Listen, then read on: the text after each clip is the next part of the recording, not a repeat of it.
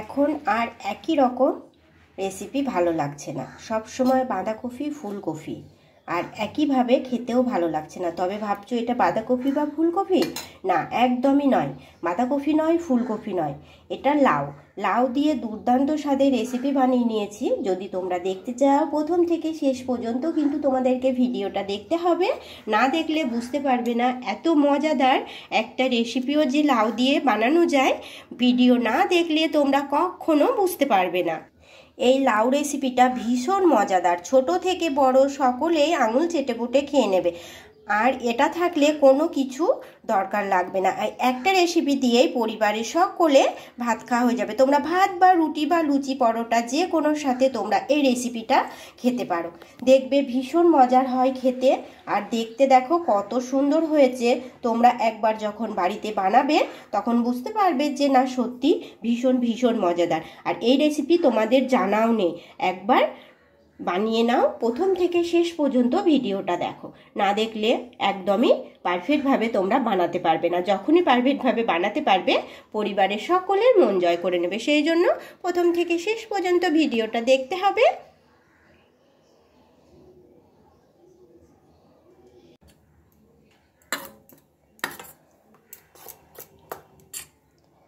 এটা ভাবছো কি বন্ধুরা, এখানে আমি লাউ কিছুটা পরিমাণ গ্রেট করে নিয়েছি, আর নিয়েছি এতে 1 চামচ, এই চামচের 1 চামচ বেসন, লবণ, হলুদ, আর নিয়েছি একটা ডিম।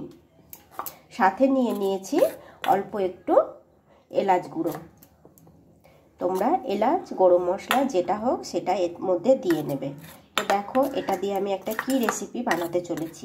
এখন এটার মধ্যে আমি অল্প একটু লঙ্কা গুঁড়ো দিয়ে নেব। ওগুলো তোমাদেরকে আমি দেখাইনি বন্ধুরা, আমি বলে নিলাম। ঠিক তোমরা সেইভাবে করবে। লাউটাকে ভালোভাবে খোসা ছাড়িয়ে পরিষ্কার করে ধুয়ে একটা ঘষণির সাহায্যে ঘষে নেবে বা গ্রেট করে নেবে। তারপরে একটা ডিম দিয়ে নেবে। যদি বেশি পরিমাণ লাউ নাও বেশি করে ডিম দিয়ে নেবে। সাথে নিয়ে নেবে লবণ, হলুদ পরিমাণ মতো, এলাচ গুঁড়ো, আর হচ্ছে লঙ্কার গুঁড়ো। তো চলো লঙ্কার গুঁড়োটা আমি এখন দিয়ে নিচ্ছি। অল্প করে লঙ্কার গুঁড়ো এখানে আমি দিয়ে নিলাম। এই লঙ্কার গুঁড়োটাও খুব ভালোভাবে মিশিয়ে নিয়েছি। দেখো, এই দেখো মেশানো হয়ে গিয়েছে। এদিকে আমি একটা কড়াই বসিয়ে নিয়েছি। কড়াইটা বেশ ভালোভাবে গরম করে নিতে হবে। আর গরম করে নেওয়ার পরে এতে খানিকটা তেল দিয়ে দেবো আমি। তো কড়াইটা কিন্তু বেশ ভালোভাবে গরম হয়ে গেছে। এখন দিয়ে নেব হচ্ছে তেল। তেলটা খুব ভালোভাবে গরম হয়ে গিয়েছিল, আর একটা চামচের সাহায্যে এটাকে তুলে আমি তেলের উপরে দিয়ে নিয়েছি। দেখো এরকম করে একসঙ্গে আমি 4টে দিয়ে নিয়েছি। এগুলো হালকা করে ভেজে নেব। এক সাইডটা ভাজা হলে অপর সাইডটা উল্টে নেব। দেখো এইভাবে। তোমরা লাউয়ের এই রেসিপিটা বানিয়ে দেখো বন্ধুরা, একবার নয় তখন এই রেসিপিটাই বারবার করে বানাতে ইচ্ছে করবে তোমাদের। আর যে সকল বন্ধুরা লাউ পছন্দ করে না বা লাউ খেতে চায় না, তারাও কিন্তু এই একটা রেসিপি দিয়ে পুরো ভাতটা খেয়ে নিতে পারবে। আর বারবার তখন এই লাউয়ের রেসিপিটাই বানিয়ে দিতে বলবে। আর এটা যে লাউয়ের রেসিপি সেটা কিন্তু খুব সহজেই বোঝা যাবে না যে এটা তোমরা লাউ দিয়ে বানিয়েছো। তো দেখো উল্টে পাল্টে এগুলোকে একটু ভেজে নেব। খুব সুন্দর দেখো বন্ধুরা কালার চলে এসেছে। অপর সাইডটা আবার একটু আমি এইভাবে উল্টে পাল্টে নিলাম। আর দেখো এর থেকে কিন্তু বেশি ভাজবো না, খুব সুন্দর ভাজা হয়ে গেছে। এখন এগুলোকে আমি উঠিয়ে নেব। আবারও আমি দিয়ে নিয়েছি, আর এগুলোকে উল্টে নেব। যদি একটার সাথে একটা এইভাবে একটু লেগে যায় তখন খুন্তি দিয়ে একটু এইভাবে ছাড়িয়ে নেবে, দেখবে কোনো অসুবিধা হবে না। তারপরে এইভাবে উল্টে নেবে।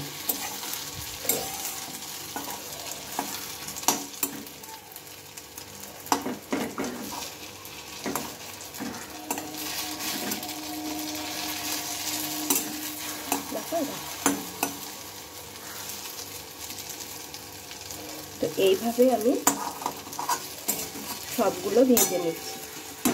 আর দেখো বেশ ভালোভাবে ভাজা হয়ে গিয়েছে। এক সাইডটা অপর সাইডটা ঠিক একইভাবে ভেজে নেব। এদিকে দেখো আগে আমি 4টে ভেজে তুলে নিয়েছিলাম। দেখতে কিন্তু খুব সুন্দর লাগছে। এগুলো আরো আরো আরো ভালো লাগবে সেই জন্য কি করতে হবে, প্রথম থেকে শেষ পর্যন্ত ভিডিওটা তোমাদেরকে দেখতে হবে। না দেখলে বুঝতে পারবে না এটা আরও মজাদার, আরও টেস্টি কি করে হচ্ছে। তো প্রথম থেকে শেষ পর্যন্ত তোমরা ভিডিওটা দেখতে থাকো। আর যে সকল বন্ধুরা ইউটিউব থেকে দেখবে তারা প্লিজ চ্যানেলটিকে সাবস্ক্রাইব করো, ফেসবুক পেজ থেকে দেখলেও পেজটিকে ফলো করো। আর যারা ফেসবুক পেজ থেকে দেখবে তারা প্লিজ ইউটিউবে এসে চ্যানেলটিকে তোমরা সাবস্ক্রাইব করে নিও।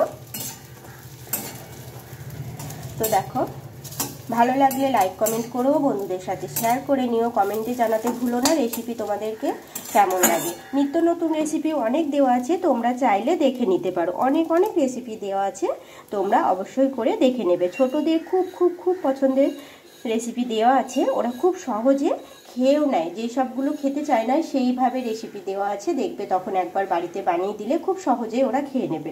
তো চলো, এগুলোও কিন্তু এখন প্রায় ভাজা হয়ে গিয়েছে, আর এগুলোকেও আমি উঠিয়ে নিলাম। দেখো কত সুন্দরভাবে ভেজে নিয়েছি। এখানে আমি একটা ডিম দিয়েই করে নিয়েছি, তাতেই দেখো বেশ কতগুলো হয়ে গিয়েছে। এই দেখো, আবারও কড়াইয়ে কিছুটা পরিমাণ আমি তেল দিয়ে নিয়েছি, আর তেলটা কিন্তু বেশ ভালোভাবে গরম হয়ে গিয়েছে।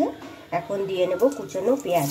দেখো, কুচানো পেঁয়াজটা দিয়ে নিলাম, সাথে দিয়ে নেব দুটো কাঁচা লঙ্কা।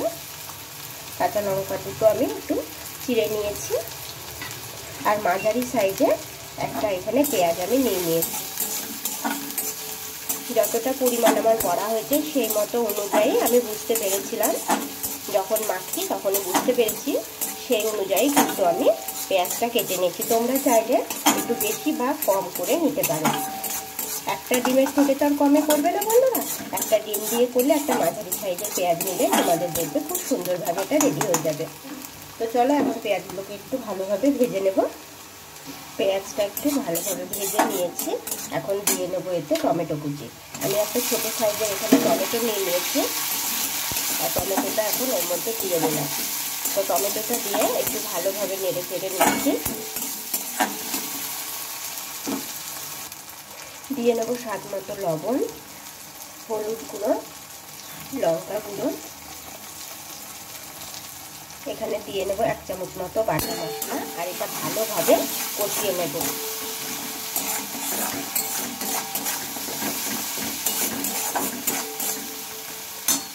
এখানে অল্প করে একটু জল দিয়ে নেব, আর জল দিয়ে একটু ভালোভাবে কষিয়ে নেব মশলাটা।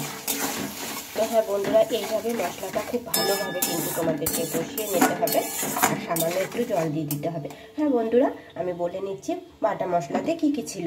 হচ্ছে রসুন, আদা, জিরে, লঙ্কা সব একসঙ্গে আমি বেটে নিয়েছিলাম। তো সেই বাটা মশলাই ছিল, সেখান থেকে আমি 1 চামচ বাটা মশলা এখানে দিয়ে নিলাম। আর এটা এখন কিন্তু হাতে সময় নিয়ে একটু জল দিয়ে নেবে, আর হাতে সময় নিয়ে এটাকে খুব ভালোভাবে কষিয়ে নিতে হবে। তো এখন এটাকে আমি খুব ভালোভাবে কষিয়ে নেব। মশলাটা খুব ভালোভাবে আমি কষিয়ে নিয়েছি দেখো বন্ধুরা, আর খুব ভালোভাবে এটা কষানো হয়ে গিয়েছে।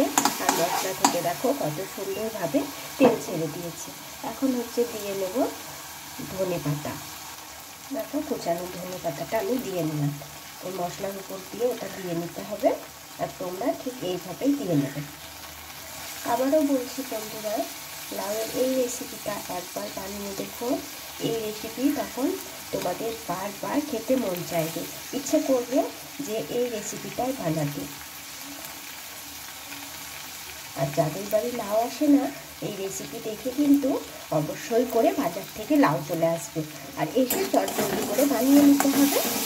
তো চলো, ধনে পাতাটা আমি মশলার সাথে খুব ভালোভাবে মিশিয়ে নিয়েছি। আর দেখো, মশলা থেকে যতক্ষণ না তেল ছাড়বে ততক্ষণ কিন্তু মশলাটা খুব ভালোভাবে কষানো হয় না, সে তুমি যতই করো না কেন।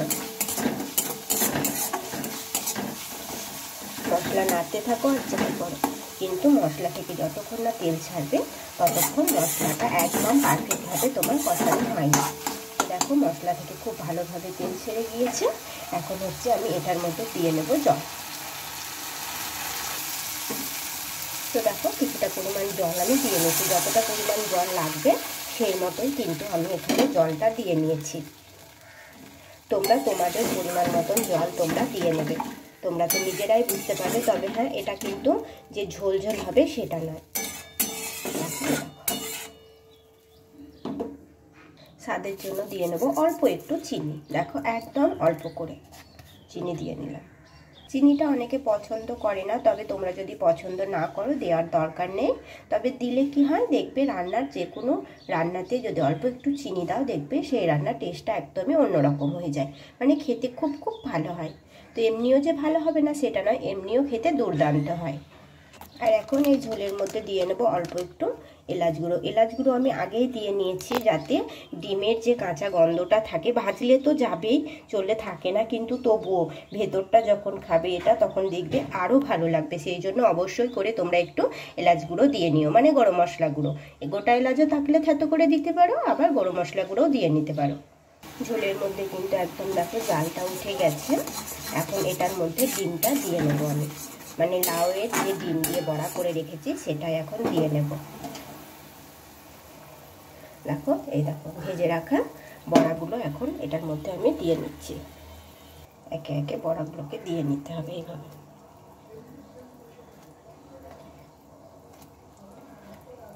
এইভাবেই প্রত্যেকটা বড়া একে একে দিয়ে নিলাম আমি। আর এই রেসিপিটা যে একবার বানাবে আর পরিবারের সকলকে যখন দেবে তখন পরিবারের আবারও বায়না করবে এই রেসিপিটা বানানোর জন্য। যে কেউ বানিয়ে নিতে পারবে, ভীষণ সহজ, খেতে কিন্তু ভীষণ মজাদার। সহজ হলেও রান্নাটা কিন্তু খেতে খুব খুব খুব ভালো। বানাতে ভীষণ সহজ কিন্তু খেতেও খুব মজাদার হয়। তোমরা বানিয়ে নিতে পারবে, যে কেউ বানিয়ে নিতে পারবে, ভীষণ সহজ এই রেসিপি বানানো। তো বন্ধুরা দেখো এটা কিন্তু একদম রেডি হয়ে গিয়েছে। এখন আমি এটাকে নামিয়ে নেব।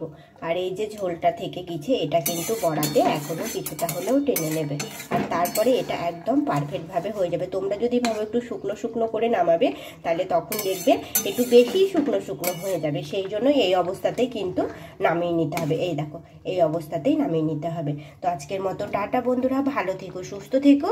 আবারও আসবো আমি এরকম নিত্য নতুন রেসিপি নিয়ে। ততক্ষণে সকলে ভালো থেকো। আর তোমরা এরকম নিত্য নতুন রেসিপি দেখার জন্য চ্যানেলটিকে সাবস্ক্রাইব করো। ফেসবুক থেকে দেখলে পেজটিকে ফলো করো। ফেসবুক থেকে যারা দেখছো ইউটিউবে গিয়ে প্লিজ চ্যানেলটিকে তোমরা সাবস্ক্রাইব করে নিও। তো চলো টাটা বন্ধুরা। একঘেয়েমি রেসিপি খেতে ভালো লাগছে না, নতুন কিছু খেতে চাইলে বানিয়ে লাও দুর্দান্ত স্বাদের এই লাউয়ের রেসিপি, মানে লাউ রেসিপি। ভীষণ মজাদার, খেতে কিন্তু দুর্দান্ত লাগে। আর একবার নয় তোমরা তখন বারবার বানাতে ইচ্ছে করবে।